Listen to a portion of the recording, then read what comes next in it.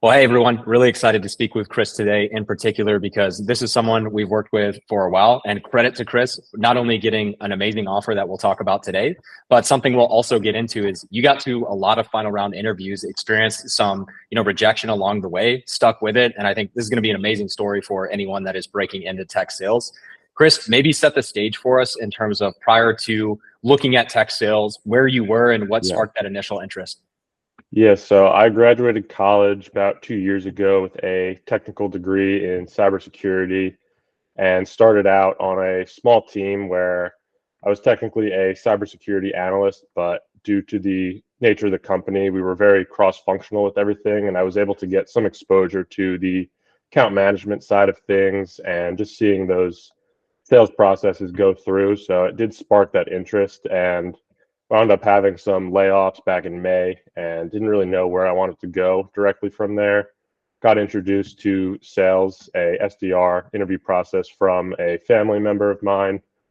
It went very well. The process got to the final round and ultimately wasn't selected. But from there, I kind of reevaluated things and figured out, do I really want to do this? Wound up coming across Eric's channel and really dove into all the content. At the time, I was going through course careers and just didn't feel like it had what I was looking for and kind of that personalized aspect, the live calls, and just that action part of it, just going through all this coursework. So I wound up signing up for the Tech Sales Ascension program and found huge value out of it, putting together my resume much better and really starting to get out there, set up those interviews. I wound up interviewing with, I think, 15, 20 different companies in the end with everything.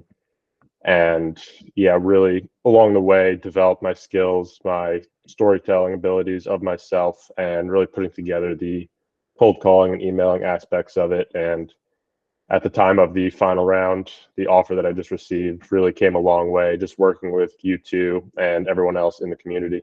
And again, credit to you for really sticking with it. I know you had some really close calls, but Yeah. kept your mental strength throughout the Mhm. process. And I love to see it. Maybe before diving into Tech Sales Ascension Yeah. specifically, it sounded like you were already interviewing at a few places prior to looking at the course. I'd Yeah. love to maybe have you highlight like what you had done and then where in hindsight you think you weren't prepared prior to going through a program. Yeah, so I wound up interviewing with a couple of decent companies off the start, really not knowing a whole lot about tech sales, what an SDR does in and out of that, really the detailed aspects of the day to day to really stand out in the process. And just went with a few different YouTube videos I found, not from your channel, but other interviewing tips, and felt like I was showing up decently to the process, but ultimately was getting passed over. And that real lack of experience was really showing through. So after two or three rejections, pretty late round, I wound up reevaluating things and really deciding I was going to pour myself into this and go through your content, really join the course and try to really put my best foot forward, kind of not just half-ass my way through this process, but put my full self into this and really commit. And definitely was a long journey to get to this point, but developed a lot along the way and ultimately paid off in the way I wanted it to. Nice. That's awesome, man. Yeah. And kudos to you. I know it's been a crazy ride, but I mentioned to you as well, even before, like, I'm just proud of like the fortitude that you had. I think a lot of people don't have the grit to just continue going for like the best companies in the space, right? It was literally just like continuously, even if you made it to final round, you never like gave up. And this is like the toughest market to try to break into these companies, right? Like you beat out people with 2-3 years of experience throughout these processes. So like you should be very, very proud of yourself. I am curious, you mentioned that you took course careers before this, right? But you felt like Yeah. something was missing. Like, what was it that was missing, do you think? And like, what was it specifically that made you join higher levels? I think just going through course careers, there's a lot of the generic information on the organizational structure and just generic cold calling, emailing, but felt that personalized aspect missing.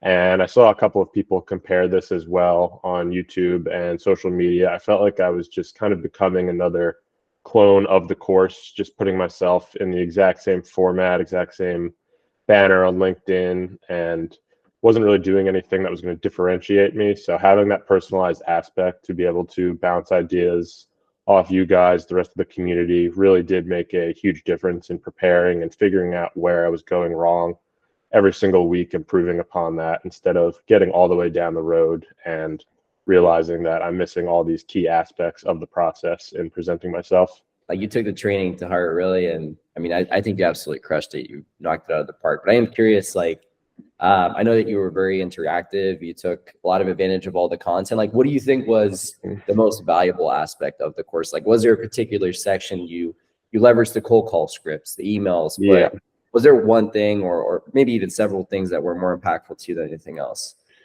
Yeah, I think the three biggest things I would have to hit on that made the biggest difference were, one, setting up interviews. So using LinkedIn InMails and emails, just doing those in combination for each job I wanted, reaching out to 4 or 5 different people in the organization. Towards the end of the process, I found I was getting a very high success rate of getting into those, like you said, top tier companies' interview processes. And then also using the cold call scripts, the live example from Eric when he was back at a previous company, found that to be really powerful in the last interview I had. And also pulling the different, just the cold emails that I was using, found to be very powerful, standing out above the different things that other people were doing, getting into a lot of processes that had maybe a work sample before I was able to speak to somebody. I found those to be really effective in getting me through the door, and everyone that I spoke with was really impressed with how those emails were put together, definitely standing out above the level of the average person coming in at this point. Yeah, it's awesome. And, I'd be curious too, whatever you're able to share about your job, Yeah. to be honest, for everyone watching, you got one of the higher OTEs of our students. So up to you if you want to share that number specifically, but I'd love to learn about that process and kind of the job that you landed. What Yeah. do you think went particularly well? And why do you think you came in with such a strong offer? Yeah, so going into the initial round, I think that one of the things that really helped, I had a lot of rejections along the way getting to that point with 14, 15 different companies, a couple of those being final round offers. So that in and of itself, I was able to really refine upon my approach, and also using a referral and someone who I was working with to put myself together in the process, really reacting to what I was being told in the interview process. And for that initial recruiter call, looking at their job posting, looking at the company values to really understand what they're looking for and position myself as a top candidate, not just going in like previous interviews with the generic approach, like I want to get into tech sales, but why this company, why Workiva, and why am I the best fit? And upon each interview ending, I would reflect on everything they said and really ask them, what are you looking for out of a candidate at this company? And being able to put that together in my next round answers, my stories, was really able to stand out and really show them that I was what they were looking for. And I really did feel like I was getting grilled in that second round of 3 rounds, and was able to really turn that around, just kind of pull back and reflect upon that, and really able to put together my story of the different unique experiences I've had as an athlete, and just the different things I talked about with Chris, the personal characteristics you gain from that to really help you in the role going forward, I think really shined through in that process. And then just executing at a very high level in those final round exercises, I was able to close that final round really well and receive the offer the next day with the highest offer that I was able to come across in any of my processes. Yeah, it's awesome, man. And I know oftentimes we talk about kind of the length of time it takes for your process. Yeah. In this particular case, what I'd love to have you shed light on is maybe, I mean, you got to many final rounds, and I'm not trying to say this in a bad light, but unfortunately, the market was very competitive. You had some close calls. Maybe if you could just speak to that process itself, going through some of those rejections, how you stayed strong throughout, and what you think you did. Where, to be honest, with so many students, we see them get that 1 or 2 major rejections, and they lose all the steam or momentum. What kind of kept you going throughout that? Yes, I think definitely in the past, I've had those experiences like both of you as an athlete. Those failures are really common, and just being used to that, taking that as a learning experience, each final round I got to, I was able to, obviously it hurt in the moment, but reflect upon what went wrong, and really saw that I was showing myself to these hiring managers as maybe inexperienced coming in, really having that show and kind of show that in a defensive way. And going into this last interview process, really go on a more offensive approach, showing the characteristics I had and hitting on the lack of experience, but showing what I've been doing differently from the average candidate and the things I'm going to continue to do to develop myself and stand out from the rest really was powerful in the end. Yeah, I'm curious too. Like, obviously, I think the fact that you made it to this many final rounds, I think that shows that you're probably ready for. I mean, I know that you're ready for just about every single role, but you mentioned something interesting, which was mainly about like packaging your experience in a certain way. Like, what do you think kind of changed as you went through these final rounds with other companies? Like, how did you frame your past experience to a way where it was more conducive, or where it was more like an like this guy is a great candidate, right? Yes, I think I took a generic approach with a lot of those initial final round interviews I had, just showing myself in maybe had an issue with kind of underselling my experience and my abilities and just showing it for what it was, but being able to really spin the different experiences I had in a positive light, talk about the customer facing experience I did have in my previous role, and then something I didn't do in those other rounds, really talk about the things I've been working on in this course with you guys and talking about the SDR accelerator program, the different things I'm going to do to set myself apart, and really take those because they did hit on that in that second round that they want me to really address those things. And I was able to really package that in a way, combining that with the things they told me they were looking for in those first two rounds and in that initial job posting, as well as really matching that to the values of the company that I felt very strongly with. And I think in the end, it was a much more tailored approach, definitely a lot more hours put into that process, a lot more focus. And I think it really showed in the end. It was much more smooth process, much more of just a conversation, it felt like in the end, as opposed to getting maybe grilled and kind of going in with a script for everything. Yeah.